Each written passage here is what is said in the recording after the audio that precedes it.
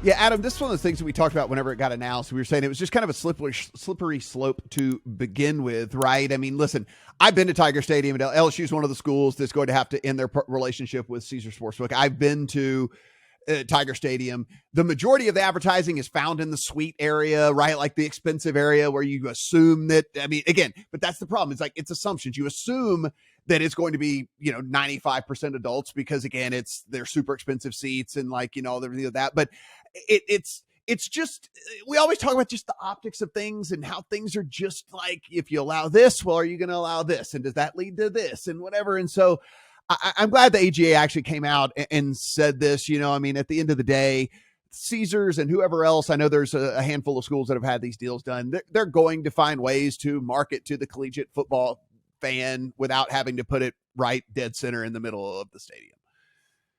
A few things that I think are important to keep in mind when it comes to this. First of all, not all sports betting operators in the United States are part of the AGA.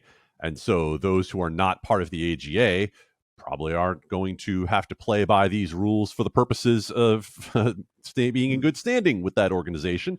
You can look in our story on legalsportsreport.com where we have it listed out as to which operators are members of the American Gaming Association. Now, you talk about those college partnerships. There were carve-outs within the rules that the AGA changed, in which if it's a responsible gambling message or if you are pitching to the alumni network of a college, then those are things that are still allowed under that code.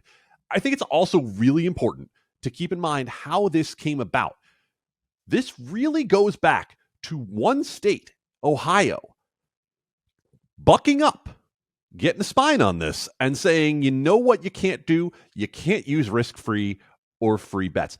That is the genesis of all of this. And how quickly has it all happened? We're talking about the better part of 3 months for this sort of change to have happened in multiple states. And now with the trade group that represents the entire industry. And I think what it goes to show is that if the industry chooses to self-regulate, and when I say the industry, I'm counting regulators as part of the industry, everyone who has an interest in this being done in a responsible way that is sustainable for the long haul, then if it can be done in a way that is self-regulating by the industry, it just goes to show the fact that it is possible for this industry to make better choices without being hit over the head with a hammer from state legislators, from the federal government. It can be done. It just takes a will, and it takes a collective willingness to play along if someone says, you got to do this, right? Could the operators have tried to fight this harder in Ohio? Sure, they could have, but they didn't. And now it's going to be something that is pretty much standard practice throughout a lot of places in the United States.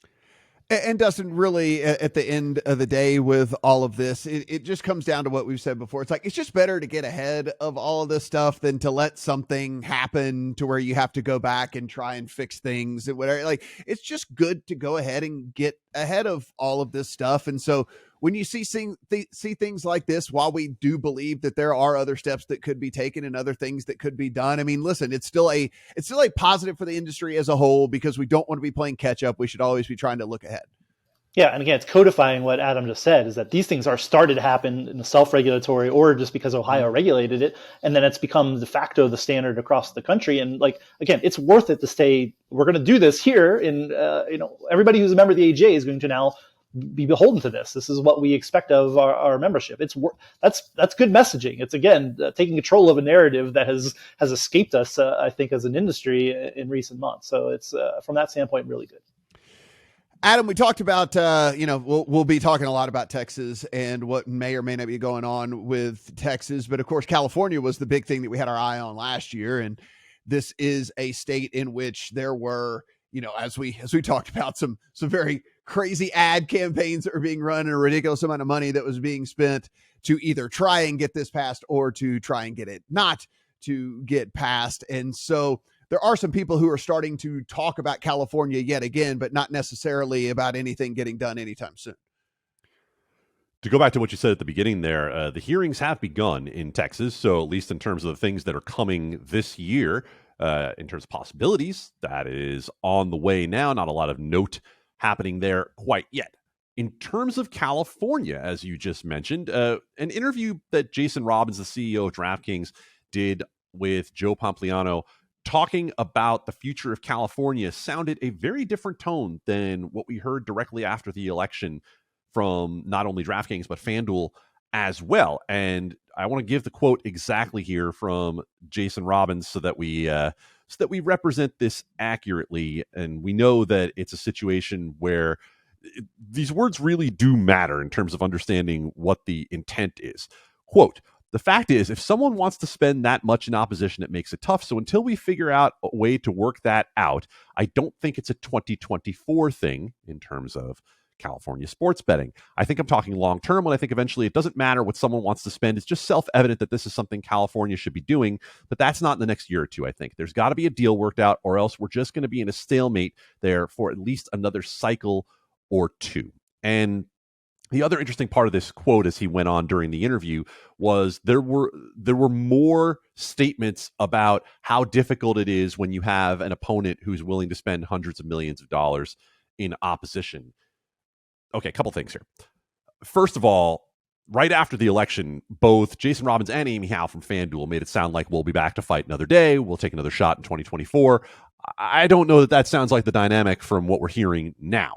Secondly, did you not know before the election that you were going to have hundreds of millions of dollars spent in opposition? Like, the tribal gaming interests were not shy about this. They were very clear right up front that we will spend whatever we have to make sure that our interests are represented, and that if there's going to be online sports betting in California, which we don't know if there ever will be, but if it happens, that it's going to be done in a way that befits the tribes.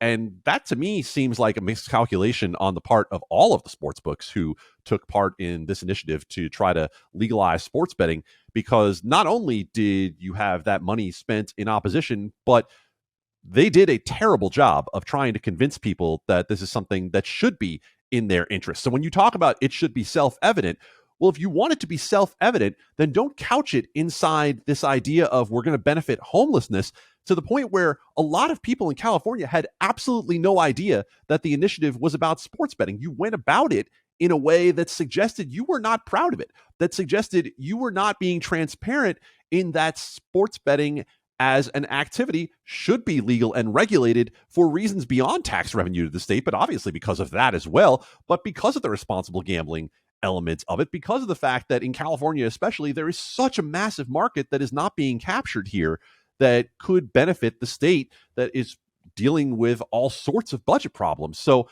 I think it's good that there's reflection within the industry as to what went wrong and what didn't go well. I just hope there's acceptance of the way that it happened the first time, so that whenever they try again, it can be a more coherent effort in terms of presenting to people why they think online sports betting should be legalized.